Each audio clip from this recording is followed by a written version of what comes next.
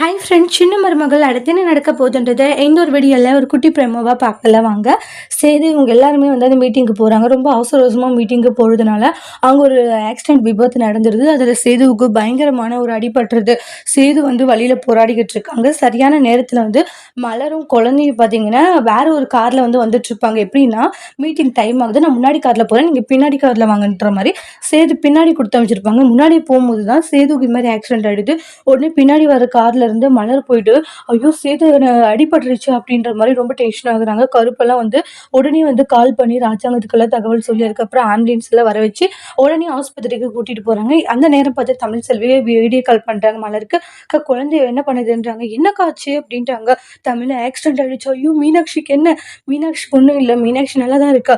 அந்த சேது ஐயாக்கு தான் அடிபட்டுருச்சுன்றாங்க. அடிபட்டுருச்சா? ஆமா, அதுதான் ஆம்புலன்ஸ்ல ஹாஸ்பிட்டலுக்கு ஏத்திட்டு போயிட்டு இருக்கோம், பலமான அடிபட்டுருச்சுன்ட்டு வீடியோ கால்லேயே காமிக்கிறாங்க. பார்த்துட்டு தமிழ் செல்வி அழுகுறாங்க. நான் உடனே வரட்டுமாக்கா? அக்கா மீனாட்சி நல்லா இருக்கல்ல? அக்கா முதல்ல அவரை ஹாஸ்பிட்டலுக்கு கூட்டிட்டு போங்கக்கான்றாங்க. அதுதான் கூட்டிட்டு போறோன்றாங்க. அக்கா என்னக்கா போன பிறந்து சகுனமே சரியில்லை, என்னென்னவோ நடந்துகிட்டு இருக்கு. சரியான நேரத்துல நாங்க பின்னாடி கார்ல போனோம், இல்லைன்னா நாங்க எல்லாருமே இந்த மாதிரி நிலைமையில இருந்திருப்போம் தமிழ் செல்வின்றாங்க. சரி, நான் அப்புறமா கால் பண்றேன்ட்டு போன் வச்சிருவாங்க. ராஜாங்க எல்லாம் ஹாஸ்பிட்டலுக்கு கிளம்பி வராங்க. தமிழ் செல்வி ஒரு பக்கம் ஃபீல் பண்ணிட்டு இருக்காங்க. உடனே என்னடி ஆச்சுன்னு உடனே, அம்மாச்சி இது மாதிரி நடந்துருச்சு, ஐயோ என் பேராண்டிக்கு என்னாச்சுன்னு ஒண்ணும் தெரியலையே அப்படின்ட்டு பாட்டி அழுகுறாங்க. உடனே ஆஸ்பத்திரிக்கு போலான்னு இந்த நேரத்துல நம்ம எந்த ஹாஸ்பிட்டல்னு போவோம் தமிழ்ன்ட்டு அவங்களுடைய அப்பா அம்மா சொல்றாங்க.